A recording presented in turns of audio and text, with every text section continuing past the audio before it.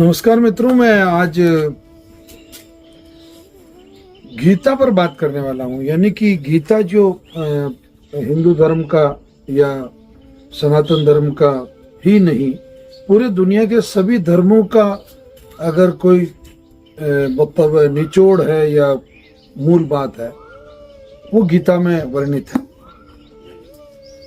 सभी धर्म ग्रंथ अपना पूरा स्थान रखते हैं, परंतु गीता में भगवान श्री कृष्ण स्वास्थ्य की भी बात करते हैं, कई बीमारियों की बात करते हैं, भोजन की बात करते हैं, आहार की बात करते हैं। यहां तक कि मैं ये कहता हूं कि कैंसर होने के कारणों की बात करते हैं। तो आपको सुन के थोड़ा आश्चर्य लगेगा। मैं गीता के माध्यम से धर्म और धर्मों की पुस्तकों का या उनके धर्म ग्रंथों का अपमान नहीं कर रहा हूँ। उनमें भी वर्णन है, बाइबल में भी कई जगह भोजन का वर्णन है, या जो कुरान शरीफ है उसमें भी कई जगह वर्णन है, या रामायण में भी गोस्वामी जी ने अपना मतलब भोजन पर प्रकाश डाला है। परंतु जितनी स्पष्टता के साथ में भगवान श्री कृष्ण अर्जुन को भोजन संबंधी जो ज्ञान देते हैं या जो जानकारी देते हैं, वो बिल्कुल अतुलनीय है और स्तुति करने योग्य है। अब इस बात को मैं साबित करने के लिए या क्यों साबित करने से भी ज़्यादा अच्छा शब्द है कि आप लोगों को जानकारी देने के लिए मैं आपको बता रहा हूँ कि अर्जुन और भगवान श्री कृष्ण में जो संवाद हो रहा है, उस संवाद पे मैं इसको रेखांकित कर रहा हूँ। और आप देखिए कि भगवान श्री सतोगुणी व्यक्ति देवताओं को पूजते हैं, रजोगुणी यक्षों और राक्षसों की पूजा करते हैं, और तमोगुणी व्यक्ति भूत प्रेतों को पूजते हैं। यानी कि आपका सतोगुण, रजोगुण और तमोगुण, ये मनुष्य में 3 प्रकार के जो गुण हैं वो पाए जाते हैं। अब आगे जाके भगवान श्री कृष्ण कहते हैं कि जो लोग दंभ तथा अहंकार से अभिभूत होकर शास्त्र विरुद्ध कठोर तपस्या और व्रत करते हैं, जो काम तथा आसक्ति द्वारा प्रेरित होते हैं, जो मूर्ख हैं तथा जो शरीर के भौतिक तत्वों को, शरीर के भीतर स्थित परमात्मा को कष्ट पहुंचाते हैं, वो असुर कहलाते हैं। अब देखिए आप, ये सीधा भोजन से संबंधित अध्याय है। गीता का अध्याय 17, ये आप देख रहे हैं, गीता का अध्याय 17। गीता आपके सभी के घरों में मिल जाती है। तो अब आते हैं अपन इसके मूल विषय पे कि जहां तक प्रत्येक व्यक्ति जो भोजन पसंद करता है, वह भी प्रकृति के गुणों के अनुसार 3 प्रकार का होता है। यही बात यज्ञ, तपस्या तथा दान के लिए भी सत्य है, सबके लिए भेदू। और ये जो क्या है, ये कृष्ण अब आगे बता रहे हैं। जो भोजन सात्विक व्यक्तियों को प्रिय होता है, वह आयु बढ़ाने वाला होता है। यानी कि मांसाहार से आयु नहीं बढ़ती। जीवन को शुद्ध करने वाला तथा बल, स्वास्थ्य, सुख तथा तृप्ति प्रदान करने वाला होता है। ऐसा भोजन रसमय, स्निग्ध यानी कि घी और तेल से युक्त, स्वास्थ्यप्रद तथा हृदय को भाने वाला होता है। ये आप देखिए, ये मैं गीता के अध्याय 17 से आप लोगों को ये अध्याय बता रहा हूँ कि बहुत कम लोगों को जानकारी है कि गीता में कैंसर या अन्य घातक रोगों की जानकारी भी दी गई। आगे देखिए आप, अत्यधिक तिक्त, खट्टे, नमकीन, गरम, चटपटे, बिल्कुल सूखे और जलन उत्पन्न करने वाले भोजन रजोगुणी व्यक्तियों को प्रिय होते हैं। ऐसे भोजन दुख, शोक तथा रोग उत्पन्न करने वाले होते हैं। अब ये देखिए क्या होता, तिक्त, बहुत ज्यादा तीखे, मतलब बहुत ज्यादा तेज स्पाइसी, जो नॉनवेज में जनरली होता है, मांसाहार में होता है।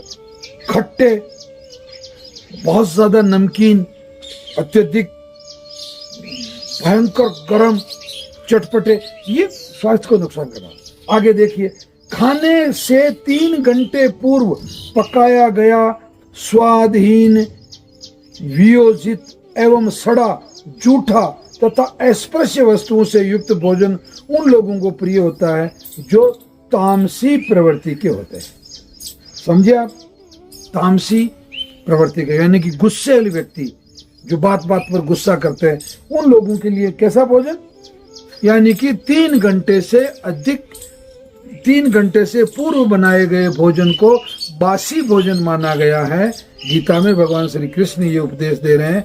तो यानी कि खाना तुरंत बना हुआ हो, ताजा बना हुआ हो, और इस खाने को, अब देखो इसमें आगे मैं थोड़ा सा इसको और आपको डिटेल भी करना चाहूंगा। मतलब इसके अध्याय 17 का जो 7वां और 8वां जो श्लोक है वो इस बात को क्लियर कर रहा है। जैसे मदिरा जैसे अस्पर्श्य पदार्थों से सर्वथा मतलब दूर रहना है। मतलब कृष्ण बिल्कुल स्पष्ट उल्लेख कर रहे हैं। 8वें श्लोक में जिन स्निग्ध पदार्थों का उल्लेख है उनका पशुवध से प्राप्त चर्बी से कोई नाता नहीं होता। मतलब पशुवध करके आप जो चर्बी ग्रहण कर रहे हैं या जो मांसाहार ग्रहण कर रहे हैं वो आपको रोग उत्पन्न करने वाला होता है। दुग्ध से उपलब्ध है जो समस्त भोजनों में गर्म चमत्कारी है।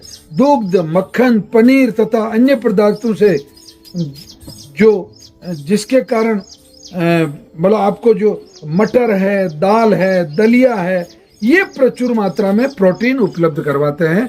यानी कि इन चीजों से आपका जो आहार है वो सात्विक बनता है। अब ये आपका जो पिज्जा है, बर्गर है, ये जितने भी जंक फूड है ये बासी भोजन है। ये कितने समय पहले बना हुआ है? भगवान श्री कृष्ण कह रहे हैं कि 3 घंटे से ज्यादा पुराना बना हुआ भोजन आपको ग्रहण नहीं करना। ज्यादा तिक्त जो भोजन है वो आपको ग्रहण नहीं करना। मदिरा का आपको सेवन नहीं करना। पशुओं से प्राप्त चर्बी और मांस का सेवन आपको नहीं करना है। और इसमें भगवान इसी अध्याय में कृष्ण बताते हैं, अर्जुन को कहते हैं कि इतने प्रकार के जो अशुद्ध भोजन है, जो अखाद्य है, जिनको नहीं खाना चाहिए, उन भोजनों का सेवन, उन आहार का सेवन यदि व्यक्ति भोजन के रूप में या नाश्ते के रूप में किसी भी रूप में अगर लेता है तो उसको ये वर्णन आगे आता है कि उसको असाध्य रोग होते हैं। असाध्य रोगों का मतलब जिन रोगों को बहुत आसानी से ठीक नहीं किया जा सकता है या जो आपके जीवन पर खतरा बन जाते हैं, आपका जीवन ही ले लें, इस प्रकार के आहार का सेवन करने से आपको, जैसे इसमें कई प्रकार की ऐसी बीमारियां होती है जैसे अल्सर है, कैंसर है, या जैसे आपको एंजाइटीज है, या आहार संबंधी आपको अपच है, आंव है, इस तरह की ऐसे कई कब्ज है, ऐसी बीमारियां होती है जिसे आगे चल के मतलब ये भयानक रूप धारण करती है, कैंसर का स्वरूप धारण करती है। अतः मैं आप लोगों को इसके कुछ 5-4 जो सामान्य नियम है वो बता रहा हूँ। पहला, आप अपने भोजन में अधिक से अधिक सब्जियों को स्थान दें।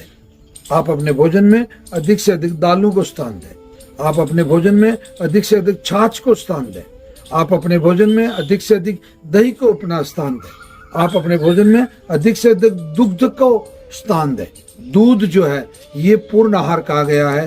देसी गाय का जो दूध है वो अमृत तुल्य माना गया है। बकरी का जो दूध है वो अमृत तुल्य माना गया है। तो इस तरीके के प्रकृति ने बहुत अच्छे अच्छे पदार्थ आपको सेवन के लिए दिए हैं। अतः मैं आप लोगों को पुनः एक वैद्य होने के नाते, एक कैंसर रोग का एक विशेषज्ञ होने के नाते मैं आप लोगों से पुनः अनुरोध करता हूँ, हाथ जोड़ के अनुरोध करता हूँ, आप लोग मांसाहार त्यागें और ये पिज्ज़ा, बर्गर वगैरह त्यागें। और ये आज मैंने आपको शास्त्रों को दिखा के भी इस चीज़ को प्रमाणित किया आपके सामने कि गीता के 17वें अध्याय में भगवान 4-5 श्लोक में भगवान श्री कृष्ण अर्जुन को स्पष्ट निर्देश दे रहे हैं कि मांसाहार है, मदिरापान है, ये जो या पशुओं की चर्बी है, ये भोजन तजने योग्य है, इनको तजना चाहिए ताकि आपके शरीर में सतोगुण का प्रादुर्भाव हो, सतोगुण की वृद्धि हो और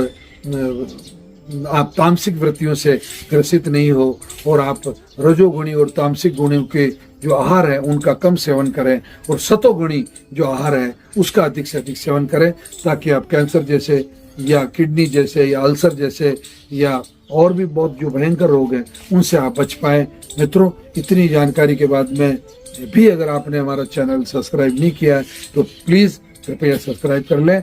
अधिक से अधिक लोगों को ये जो वीडियो है ये आप शेयर करें और कैंसर, किडनी, डायबिटीज संबंधी जितने भी रोग हैं उनके लिए आप शनिवार अथवा रविवार को श्री नवग्रह आश्रम पर प्रातःकाल 7 बजे से पहले पधार जाएं। और 8 बजे हमारी कैंसर क्लास होती है। और रविवार के दिन किडनी और इसके लिए डायबिटीज़ के लिए भी करीब 10 बजे के आसपास क्लास होती है। हम 11 बजे तक आपको औषधि देके निवृत्त कर देते हैं। प्लीज़ आयुर्वेद को अपनाएं, अपने असली जीवन का आनंद पाएं। इसी के साथ में पुनः प्रणाम।